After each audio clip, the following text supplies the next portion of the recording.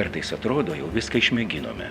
Ir prevencinius renginius mokykloje vykdome, ir su moksleiviais nuolat kalbame, tačiau patyčios vis nesiliauja. Kasgi mums trukdo? Patyčios tai nėra kažkokio pavienio žmogaus įsitikinimais ir elgesių pagrįstas reiškinys, bet tai yra tam tikras nuostatų ir normų rinkinys, tarkim, organizacijoje, kažkokioj tai vietovėje, ten kažkokioj bendruomeniai, tai yra ten, kur yra daug žmonių. Ir tos normos, jos, kaip čia pasakyti, jos gali būti palaikančios patyčias arba jos gali būti stabdančios patyčias.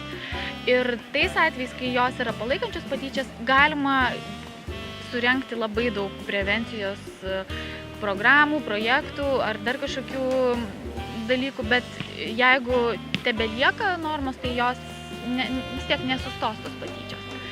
Ir dėl to labai yra svarbus mokytojo požiūris ir mokytojo vaidmuo, kad jisai visų pirma suprastų, kokios jo nuostatos skatina patyčias ir toliau galėtų taip pat savo tas nuostatas keisti ir jas taip pat perteikti vaikams. Iš tikrųjų, kaip ir berods yra Ruso pasakęs, kad vaikas gimsta yra tarsi švari lenta ir kiekvienas pakeleivis palieka jame pėdsaką. Be abejo, kad pirmąjį pėdsaką vaikams palieka tėvai. Jie mokina ir įdeda tą indėlį, ant kiek vaikas yra pasitikintis savim, savivertės klausimą, kaip spręsti konfliktinės situacijas, tiek namie, tiek mokykloje. Tačiau pedagogo vaidmuo, mano požiūriu, yra be galo svarbus, nes nuo mokytojo nuostatos į patį vaiką, jo šeimą, į būtent patyčių klausimais, nuo tos nuostatos mokytojo priklauso labai daug. Nes nuo to priklauso, kaip jis turės kontaktą kokį su vaikais, kaip ves pokalbius, kaip iš tikrųjų norės spręsti iškilusias situacijas ir problemas. Paklausėme mokytojų, kokias patyčias palaikančias nuostatas jie pastebi savo aplinkoje.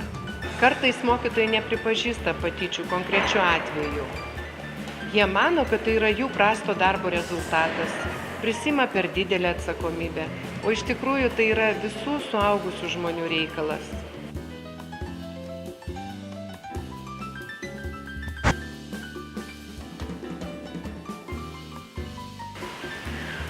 Tas pasakymas, kad patyčių mūsų mokykloje nėra, iš ties labiau neramina negu džiugina, nes tai reiškia, kad ne patyčių mokykloje nėra, o nėra sukurtų mechanizmų, kaip identifikuoti tas esančias problemas ir specialistai tiesiog nepastebi to, kas vyksta aplinkui, o aplinkui dažnai vyksta labai įvairių ir sunkių dalykų. Jie gali būti nebūtinai atviri, gali būti užslėpti, pavyzdžiui, kai tyčiojamas SMS žinutėmis, internetu ir tuomet specialistams, mokytojams gali būti tiesiog nelengva pamatyti. Kartais manom, kad patyčios gali vaiką sustiprinti.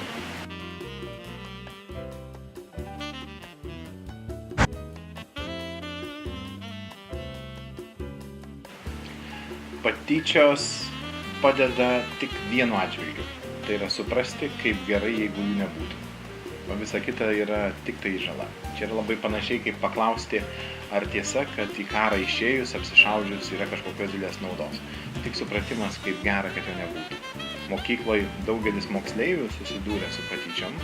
Iš esmės turi auginti šarvus tam, kad jas išgyventų. Antra, patyčios labai dažnai sukuria daug žaizdų, kurios labai dažnai ilgai negyja. Todėl kiek aš bežiūrėčiau į atvejus, vaikų istorijas, aš nemačiau nei vieno teigiamo dalyko. Nors žinau, kad mitas egzistuoja, kad, kaip sakoma, jeigu perni per sunkius išbandymus, tai iš esmės tu užaugsi stipresnis. Bet tai yra tik mitas, dėl to, kad patyčios niekada nebuvo su vaiko sutikimu ir niekas jo neruošė. Tai yra dažniausiai, tai yra tiesiog tik gyvenimo smūgis ir jisai tik žala. Sutinku kolegų, kurie įsitikinę, kad pats problemos viešinimas tik kenkia.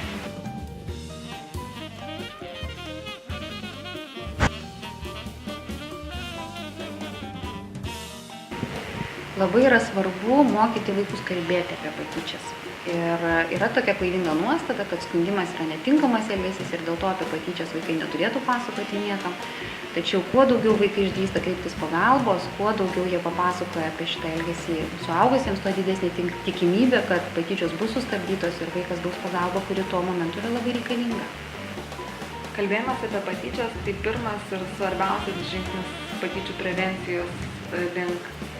Ar kartais mokytojai, kiti specialistai, kai pradedama įgyvendinti patyčių prevencijos programą mokykloje, ima nuogąstauti, kad patyčių tarsi padaugėjo, tačiau ne patyčių padaugėjo, o pradedama apie tai garsiau kalbėti ir gali tai pasirodyti, kad jų yra tarsi daugiau.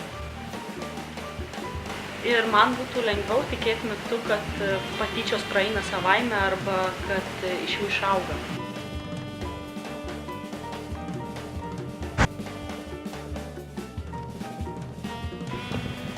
Suaugę kartais naudoja šitą argumentą, galvodami apie, bandydami spręsti patyčių situacijas, kad tai jie tik pajuokauja, čia nieko baisaus nenutiko.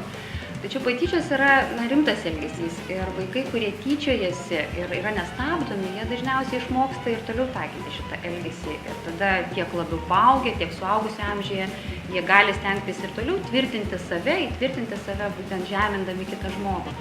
Ir kitas dalykas, mes niekada negalim būti tikri, į ką bus išaugama. Ar tai bus išaugama būtent pozityviąja prasme, kad vaikas iš tiesų išmoks susitvarkyti su šitą patirtimį ir taps stipresnis, ar ne, ar kaip tik tas išaugs į kažkokį didelį nerimą, nepasitikėjimą savimi ir įvairiausias psichologinius sunkumus ateityje. Manau, per dažnai ieško problemos pačiam vaikė, iš kurio tyčiojasi.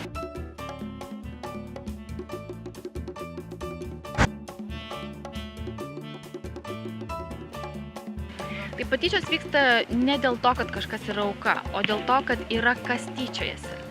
Ir nors ir galima išskirti tam tikras rizikos grupės, kurios dažniau tampa patyčių aukomis negu kad kitos grupės, bet tai susiję ne tiek su tų grupių savybėm, kiek su tam tikrom nuostatom, tam tikrom baimėm ar kažkokiais įsitikinimais. Kaip pavyzdį galima būtų paimti tai, kad tyrimuose matyti, kad homoseksualūs paaugliai tampa dažniau patyčių aukomis negu kad heteroseksualūs paaugliai. Tai yra kaip grupė jie dažniau nukenčia nuo šito reiškinio. Bet tai nereiškia, kad visi homoseksualūs paaugliai turi kažkokių tai aukos savybių ir jie kažkaip specifiškai elgiasi, kad tampa tomis aukomis. Iš tikrųjų yra atvirkščiai. Tai yra visuomenėje labai daug yra baimių, neaiškumo ir tokio nesupratimo, kas tai yra ta seksualinė orientacija ir kas tai yra homoseksualumas. Ir tai sukuria tokią aplinką, kurioje šitos grupės atstovai, jie tampa dažniau patyčių aukomis. Mes, mokytojai, dažnai patyčią sprendžiame ne taip, kaip esame susitarę. Yra tokia vidinė baimė, noras kuo greičiau nubausti ir išeiti iš situacijos. Ko gero taip yra todėl, kad mes turime vidinę nuostatą, kad patyčios yra neįveikiama problema.